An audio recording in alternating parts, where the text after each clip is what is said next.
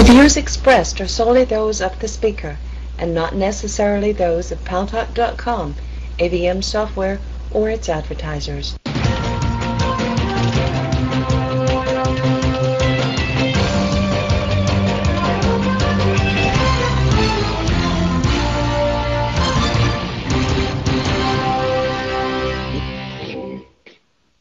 News Talk is online. News Talk Online is a production of Paltalk.com, the largest multimedia interactive program on the internet, with more than 4 million unique users on demand on iTunes and on YouTube, and on my blog, GaryBaumgarten.com, where you're encouraged to post your comments whether you agree with me or not. And today, some of you are going to agree and some of you are not.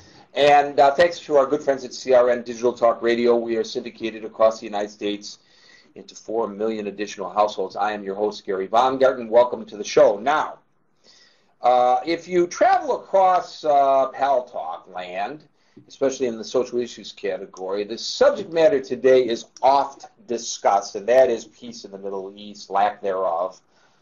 And people tend to shout at each other, or they tend to say, oh, you don't agree with our position, get out of the room.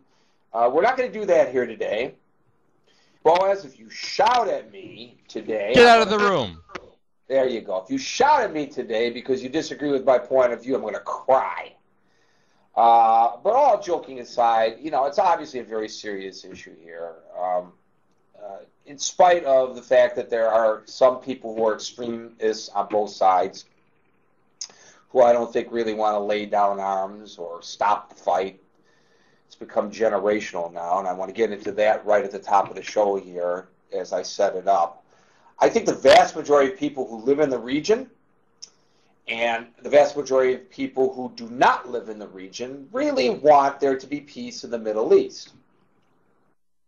Even people who don't live there have a great affinity for the areas known as Israel and the Palestinian territories. Why? Because three of the greatest religions in the world find their genesis there, of course. That would be in order of establishment, Judaism, Christianity, and Islam. And so, you know, in the words of Rodney King, why can't we all just get along? Well, that's the big question. I'm going to tell you a couple of the reasons, in my opinion, we can't all just get along. And I hope this spurs some thoughtful discourse from everybody. First of all, the United States as a power broker. The past 7 3/4 or 7.5 years of the Bush administration, in my opinion, have been squandered. There was an opportunity missed by this administration. Hopefully the next administration, whether it is Republican or Democrat, will do much better and will take a hands-on policy coming right out of the box. The encouraging news is there are other forces that are hopeful to participate in power brokering, most notably countries right there in the region, which would be very, very good because they have the most to gain, I believe, when it comes to a peace in the Middle East. So we've got that. Very bad situation there. Secondly is that the United Nations has never stepped up to the plate and encouraged a successful resolution of the conflict in the Middle East. Too busy passing resolutions, non-binding, pointing fingers of blame for what's going on rather than trying to work out a solution. It's almost comical. We had a guy that was a low-level diplomat at the Israeli mission to the United Nations as a guest on News Talk Online, a former employee there who wrote a book about his experiences, how he ended up going in as a speechwriter and got sent over to the UN as a diplomat. And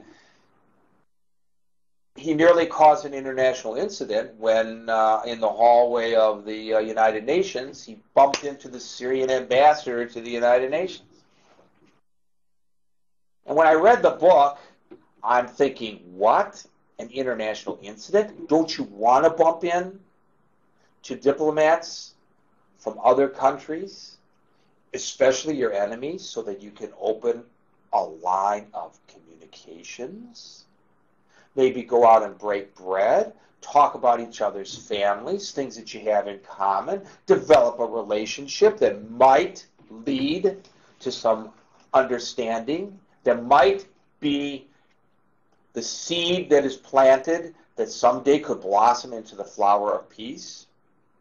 I mean, it is the United Nations, after all. Isn't that what the UN was established to do? Apparently not. That's number 2 on my hit parade. Number 3 is the Prime Minister of Israel is totally ineffective. As you may know, yesterday he announced that he will not seek his party's nomination for re-election. He is beleaguered. He has been interviewed now 4 times, counting today, by the authorities. He's involved in a corruption scandal. Israel's got a real problem. Too many of its politicians, especially on the higher levels, have been involved in corruption. If you are a corrupt politician, you're not interested in really doing what's best for your constituency. And you take your eye off the ball. You're more interested in lining your own pockets. And then, of course, when it's time to pay the piper, when the man comes knocking on the door, you're more engaged in protecting yourself and keeping yourself out of prison than you are in negotiating a peace. And your responsibility, whoever you may be, whether it's Mr. Olmert or a previous prime minister or an ensuing prime minister, is to ensure the security of the people of Israel. And the best way to ensure the security for the people of Israel is to work for a peace with your neighbors. And if you're not working for a peace, then you're not ensuring the security of your people.